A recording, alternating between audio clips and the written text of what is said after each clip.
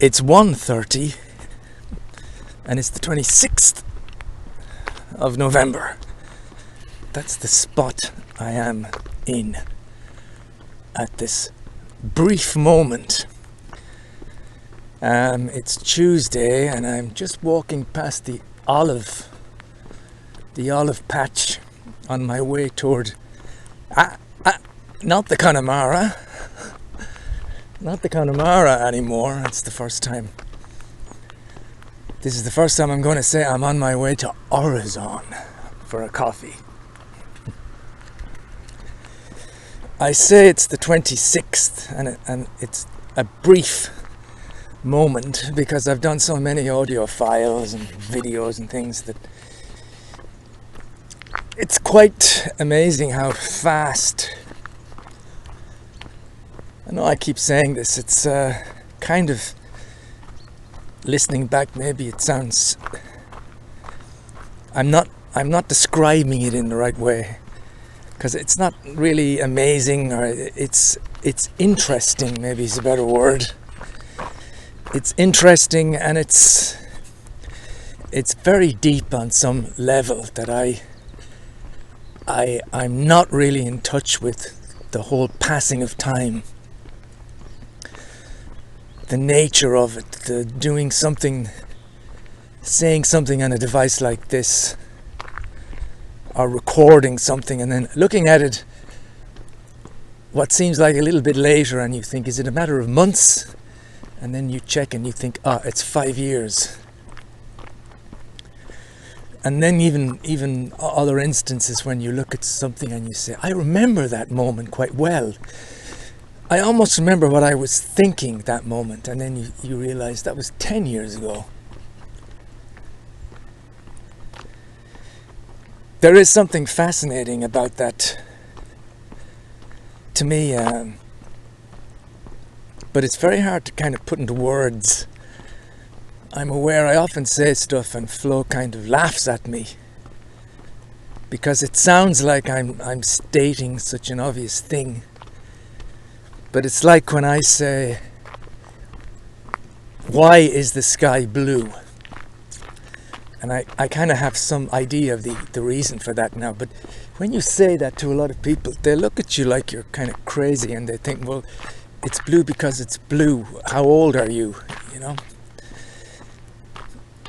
And when I go on about the passing of time or other things, I can be met with the same reaction. It's like I'm stating a very obvious fact, but I'm kind of using language to talk about things that seem very simple and everyday on the surface, but the more you think about them, they gain a certain profundity. Is there such a word? They become profound.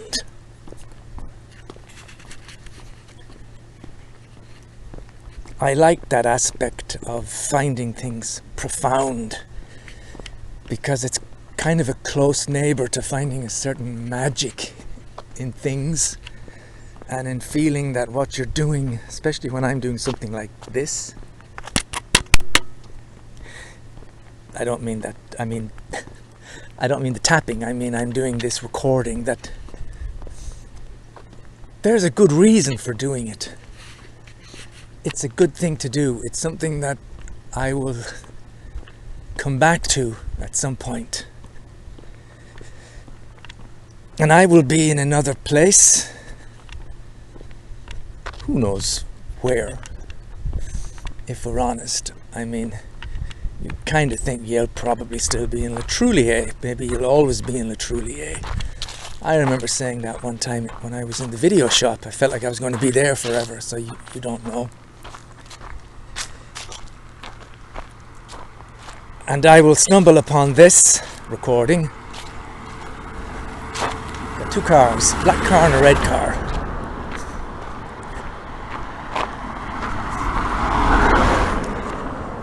And this recording will kind of define this moment. This moment had just gone 1:30 on the 26th of November. that Tuesday when the sun was shining, there's a few clouds around. I'm heading to the Connemara. I can't even. That's such a habit. I'm heading to Orizon for the first time, and not going to the Connemara. I kind of wish I was. I'm going to miss it today. It was a great destination for a guy like me. A great place to go and have a coffee and just sit down in that space and be totally hidden from everyone. That's something I liked. The Connemara was almost like, it had a sense to it that I had when I was at the bottom of my garden, and I was hidden from everybody because of the shadow cast by the light behind the hedge coming over the hedge, and you couldn't see me, but I could see people in front of me. When I'm in the Connemara, I can't see anybody, but they can't see me, and it's something similar about that sense of peace I had in there. But that had to end at some point. And now, in case you got this, you're listening to this and you're thinking, I'd like to know a little bit more about the time. Then what was on all the stickers stuck to the mental board in the mind, at that point? What are the 5 things that are in my head? Because that's about all I can hold at any time. Well, and sometimes not even 5, maybe 2 or 3. At the moment, if I just say it, Flo went out for a walk with, God, what's her name? The girl from Denmark. Tilda. I remember her name, and I don't know why, because so many names I don't remember. And Tilda is not like an easy name, but somehow it's there. Anyway, they were talking, and she's looking for jobs and stuff, and Flo said, I should be looking as well. I could be looking. That always, at this point, in fact at lots of other points, it fills me with a certain anxiety, this notion of being online looking for something, but not quite knowing what I'm looking for. There's something in my state of being, in my faculty, that has a huge problem with that. If you kind of set me a specific thing, like the other day I couldn't get an SD card to work, but I spent like two hours kind of manically trying to fix it. See, stuff like that I can do. What else?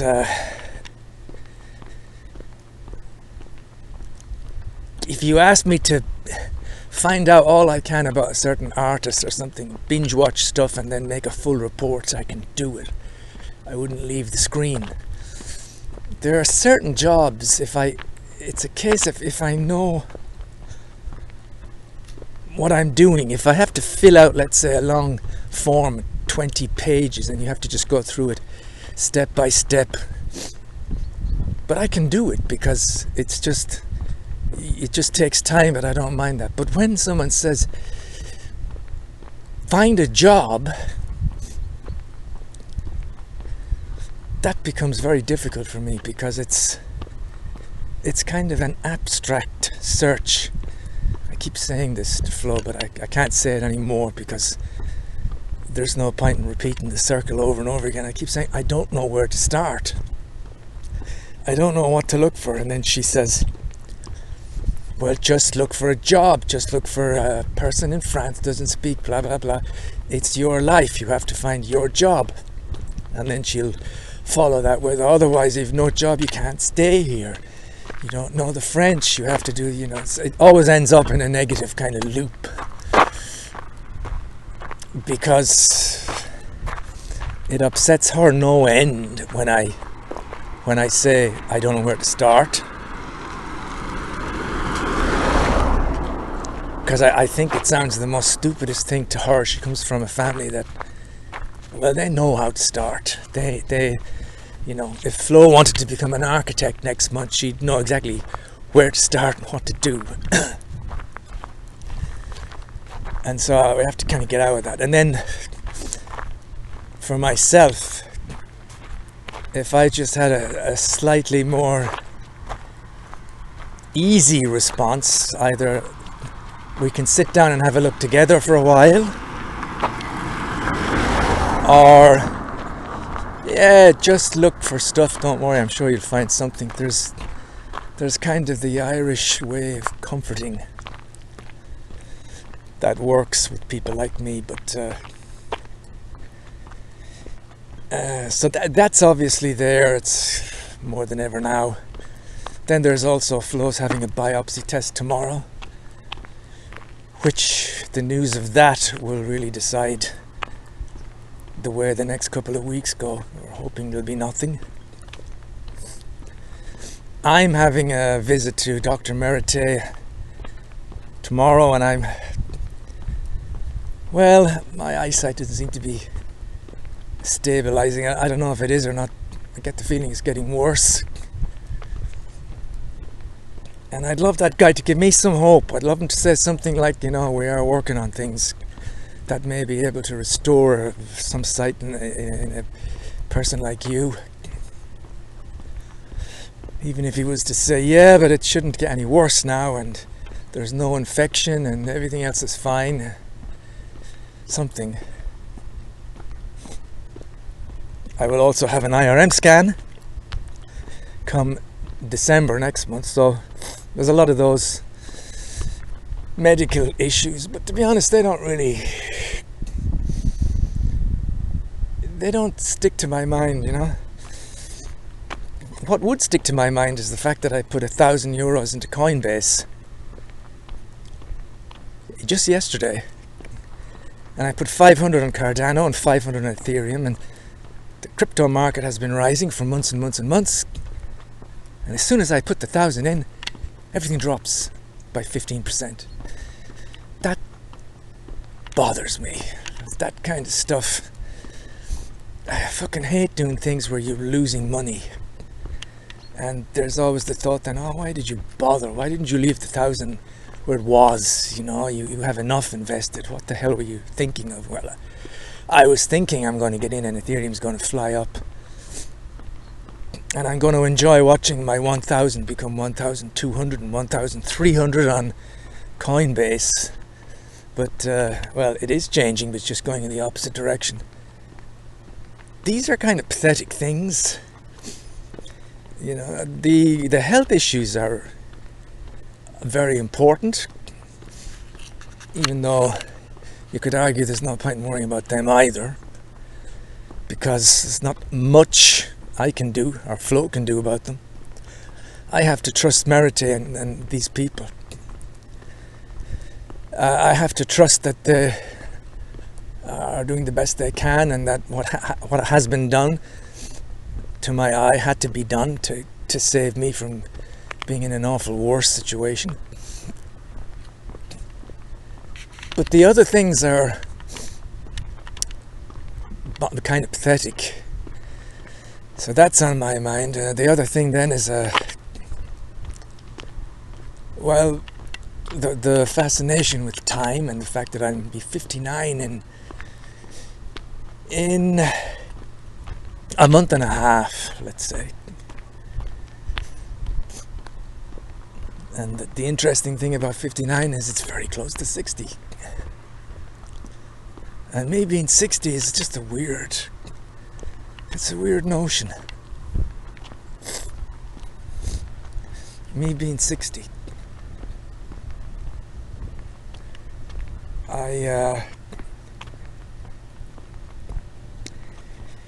I'm looking forward to that in a way, and it's probably not a good idea to be wishing away years.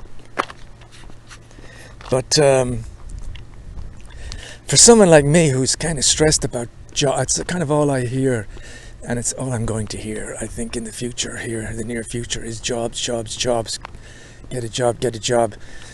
You have to have a job. You can't stay here if you don't have a job. I'm not working for both of us. you need to be doing something, you need to be all these things. And there's a part of me that says, you know, when you get to 60, you're getting close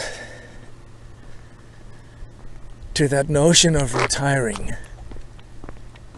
You're also getting to a place where you're just not going to be picked to do jobs anymore. No one is going to pick a 60-year-old when they can pick a 20-year-old. It's just the way it is. And at some point I'd like to be able to just stop looking. I'd like to just live my life with some kind of money coming in and absolutely no worries anymore about jobs, and with some a place to stay that's not in jeopardy. It's not the same faculty that other people have at all. It's certainly not the same faculty that Flo had. She'd find my thoughts on this very, very depressing. As would a lot of other people. They'd be saying, oh my God, you're so young, you should be going out there and trying to, you could train to do something completely different. You could get a different job that you could really enjoy. You could start like a whole new thing, you know, like the talk about a new chapter. You could start a new book. Your life could take off in wonderful ways. That's the way certain people would think about it. And yet to me, if I'm honest, those kind of thoughts don't really come to my mind. The only thing that comes to my mind is that I'd like to be tranquil. And I'd like to not worry about having a job and stuff. I've kind of realized I don't seem to worry about the health issues so much. I seem to be able to adapt to them. You know, my eye bothers me, and it's hard to forget about it when you even now, you sense it all the time. I sense there's a weakness in the left eye. I sense there's a kind of a cloud there. But when it comes to visits and IRMs and going to Nice, they really don't keep me awake at night. It's other things keep me awake. It's this insecurity about, you know, staying somewhere. And so for me, the notion of having a pension, which again is a pretty bad thing to be thinking I'm looking forward to, well, in another sense, it's not bad to look forward to something, even if it seems, a part of me is going, oh, it's a stupid thing to be thinking you're waiting for 10 years to start to be, you know. But in another way, it's nice that someone like me, I think, enjoys the notion that you've got some amount of money coming in. That's not going to stop. No one's going to take it away from you. And if you have a place to live, maybe you can just really chill out. That's those are the things on my mind. The crypto market is still very well. I would imagine we have 80,000 in the Trezor at the moment, and maybe 11,000 in the Binance. But it is dropping like a rock today. From experience, I know that when things like that start, the whole thing could drop by 70% in a week. We could be all the way back to where we started at the beginning of the year in a month. But I tell you what, it's been it's been so much fun and so uplifting to watch those markets go up for the last couple of weeks that it's really worth having the stuff there and just never taking it out. You just leave your 55,000, it's 55 now because I put another 1,000. You just leave your 55,000 investment You just leave it. And every now and then, it goes up and you feel like a millionaire. I think for that reason alone, it's good.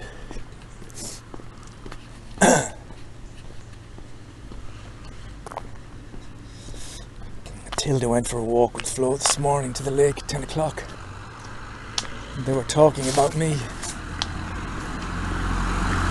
And Tilda said I'm a very nice person, got a very honest face. Flo was saying, a lot of people say that I have an honesty and an openness, that's a good quality.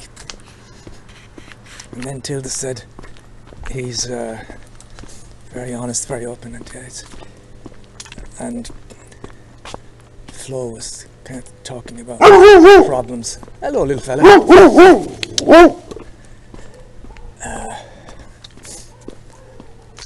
Talking about my kind of slight autism and the kind of job I want.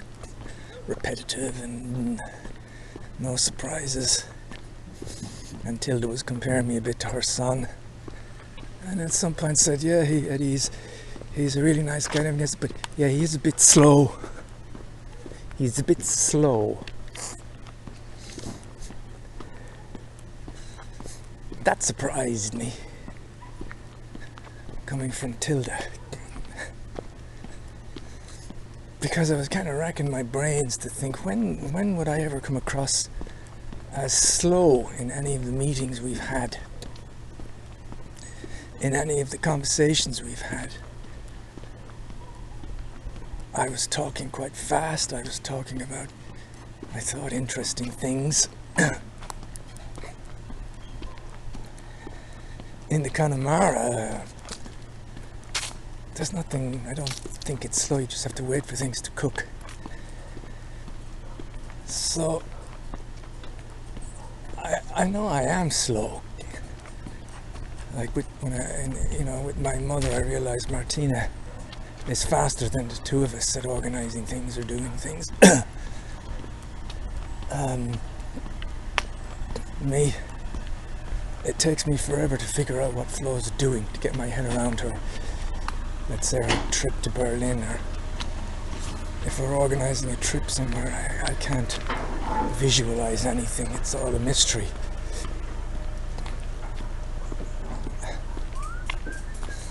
But I was a bit surprised at Tilda, because I thought I couldn't really understand how I would come across as slow in any of our interactions. And that got me thinking again about the conversations we have. And sometimes I'm having a conversation about simple topics, but I'm trying to get a little deeper into the subject. Things I find more profound. The way our memory may not always be honest with us. The way a period of time is completely different when we're younger to when we're older. The way psychologically we are just completely different when we're in our 20s and when we're, at least I was, in terms of the way we think, in terms of the lack of certain things, and maybe the added courage, the incredible belief that comes with being an idealistic, naive 20-year-old, like in my case, going to London and going to audition and being quite convinced you were going to be a movie star, and yet not having the faculty at all to look at yourself objectively and to realize, my God, I'm lacking in so many things. I can't remember 2 lines in a row. I don't know how to do this, I don't know how to do that. Not having even the inner awareness to realize that you're in a situation that you detest. The drama center, the whole thing with theater, that's not, now I'm completely different. I feel I wouldn't put up with something like that now. Anyway, I'm going down a tangent. I find these subjects fascinating, but when you talk to them with other people, it tends to come across as like you're just rattling off a series of cliches. Oh, time flies, but time does seem to speed up. It's a fascinating subject. I could talk about it for hours. Can you add some science to it? There's more to it than just a cliche. The sky is blue, the planet is spinning, the whole solar system is spinning.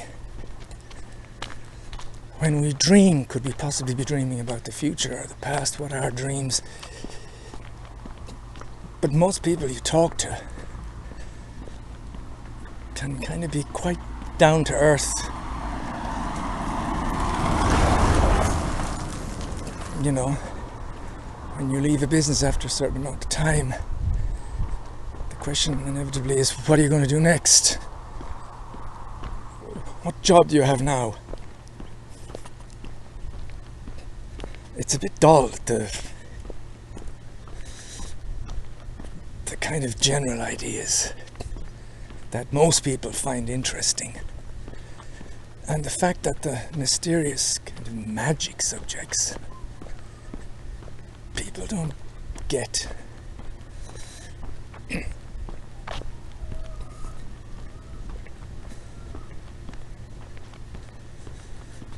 I'm walking up the hill in the sunshine to where the old house is on the top, which overlooks everything. Actually overlooks a big farm area here, which I'm pretty sure because now I'm looking at it and it's got lots of machines and cars and buildings, and I'd say it's developed a lot in the last 10 years.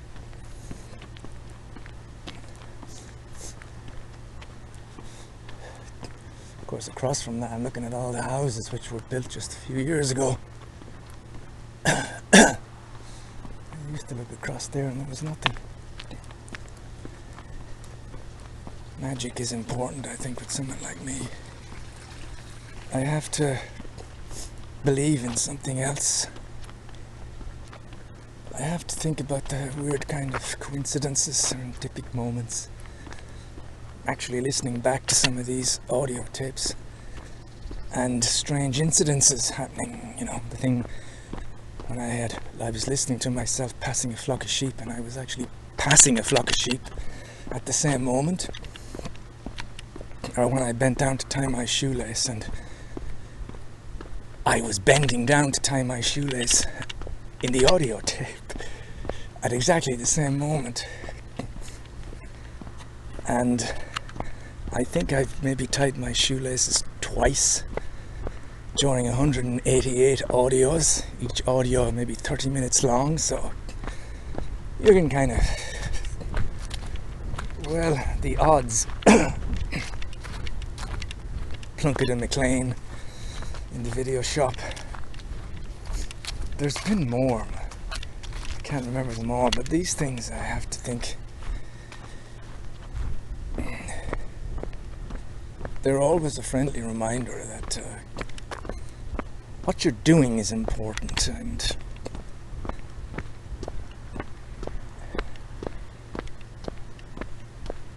there may be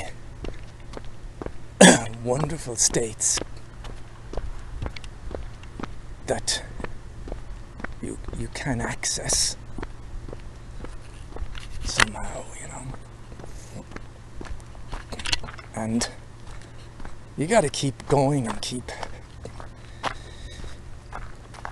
yourself motivated and inspired by whatever it is you do. This is like my spirit guide talking to me, myself. Spirit animal, spirit guide, an intuitive voice, I don't know. But something that's telling me now, the feelings and the sense of relaxation you derive from playing SimCity is important. And you shouldn't let flow say that that's just a tremendous waste of time and that you should be job hunting. And I know she's not saying this, but when she says something to me, I interpret it wrongly a lot of the time. And I end up thinking, I must always be looking for jobs now. I must never let flow see me playing SimCity. That kind of an immature, childish persona comes around.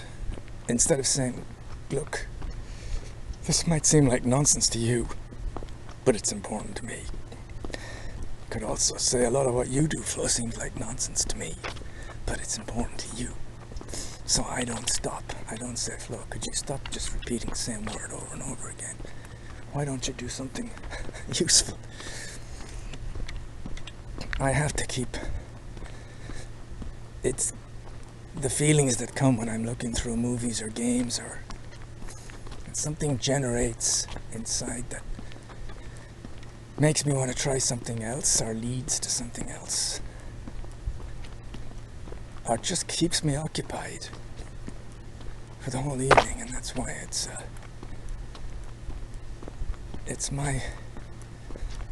my home, that game. It's my space to be in and relax in. I control things in it, I suppose.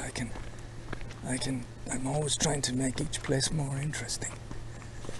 So there's something interesting about... Let's pause. Just had to pass a woman with a white dog. Like a Labrador, but very young.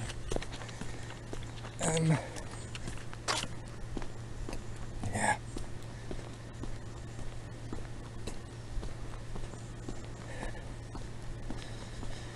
I'm going to arrive here, and it's going to be strange. Because even now, there's a part in my mind that just thinks I'm going to go to you know where. I'm going to unlock the door and walk in. There's just still a part of me that when I go off thinking about the things, that it's that autopilot thing. It's that part which runs the show when, with all the tasks that you don't really need to bother thinking about. And it's the autopilot, if you want. And the autopilot hasn't changed the programming yet. So the autopilot thinks destination Connemara Creperie. Now coming toward me, I got a whole bunch of people. Are they from the Pearl Almond? I don't think so. It's just like a big... Don't even know if it's a family. They're all spaced out. Very weird. Maybe it's just a couple of groups.